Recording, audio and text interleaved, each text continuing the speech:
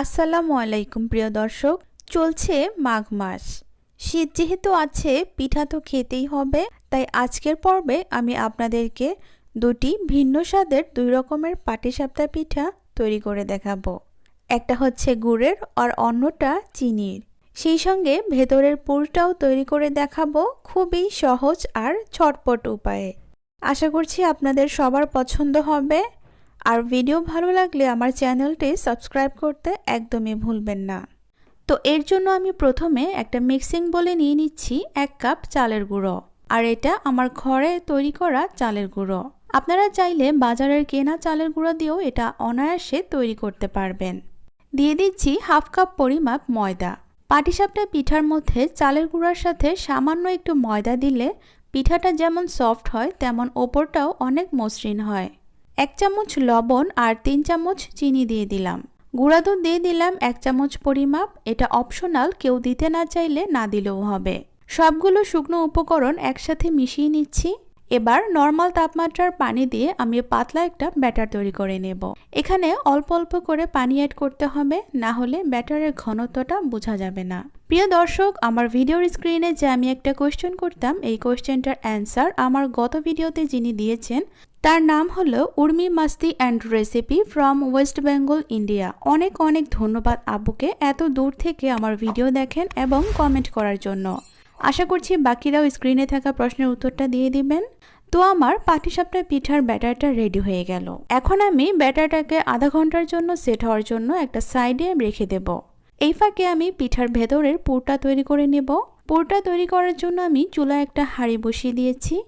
এবার আমি এর মধ্যে দিয়ে দিচ্ছি 1.5 কাপ পরিমাপ পানি। পানিটা যখন হালকা একটু গরম হয়ে যাবে, ওই পর্যায়ে আমি এখানে দিয়ে দিচ্ছি 1 কাপ পরিমাপ গুঁড়া দুধ। আমি এখানে চামচের সাহায্যে গুঁড়া দুধটা দিয়ে দিচ্ছি।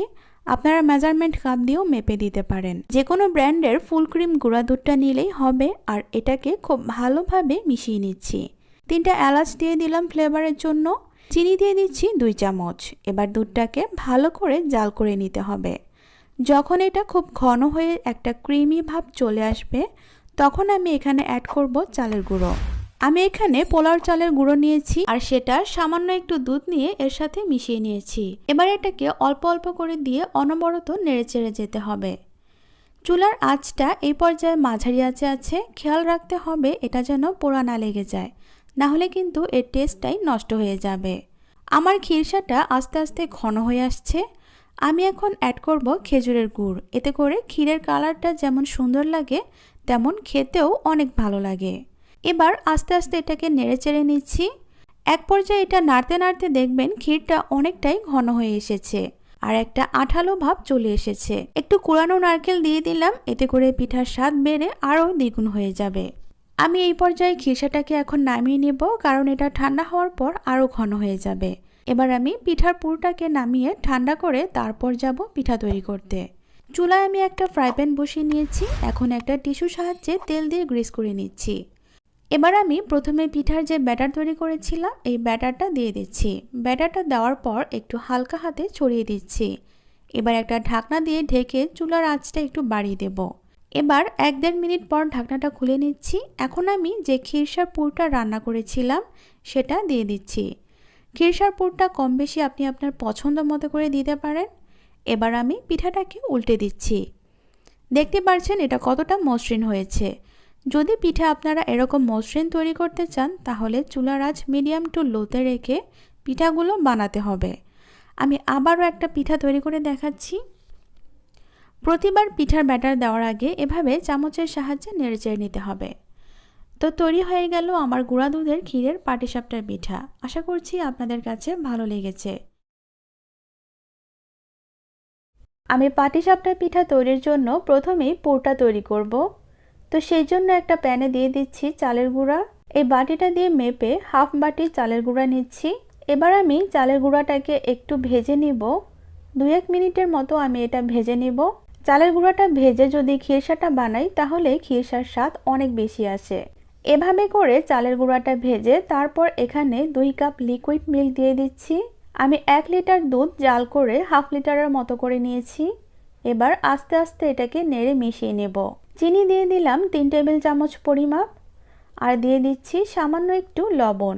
আপনারা চাইলে এখানে খেজুরের গুড় দিয়েও খিরসাটা বানাতে পারেন। যখন এটা কিছুটা ঘন হয়ে আসবে এই পর্যায়ে আমি দিয়ে দিচ্ছি কোরানো নারকেল। এখন সব কিছু একসাথে ভালো করে মিশিয়ে নিচ্ছি। আর এখন এই মিশ্রণটা দেখতে অনেকটা ঠিক হয়ে গিয়েছে। ঠিক এই পর্যায়ে আমি এটা নামিয়ে একটা সাইডে রেখে ঠান্ডা করে নিচ্ছি। আর ততক্ষণে আমরা পাটিসাপটার রুটির জন্য একটা গোলা তৈরি করে নেব। তাই প্রথমে একটা মিক্সিং বলে নিয়ে নিচ্ছি 1 কাপের মতো চালের গুঁড়ো। ভেজা শুকনো আপনার হাতে যে চালের গুঁড়োটা থাকে ওইটাই দিয়ে আপনি এটা বানাতে পারবেন। আর হাফ কাপ দিয়ে দিচ্ছি ময়দা, চিনি দিয়ে দিলাম 1 চামচ, আর স্বাদ মতো দিয়ে দিলাম লবণ। শুকনো উপকরণগুলো একসাথে মিশিয়ে নিয়ে অল্প অল্প করে পানি দিয়ে পাতলা একটা ব্যাটার তৈরি করে নেব। এই পর্যায়ে কিছু খেজুরের গুড় দিয়ে দিলাম, ভালোভাবে মিশিয়ে নিচ্ছি।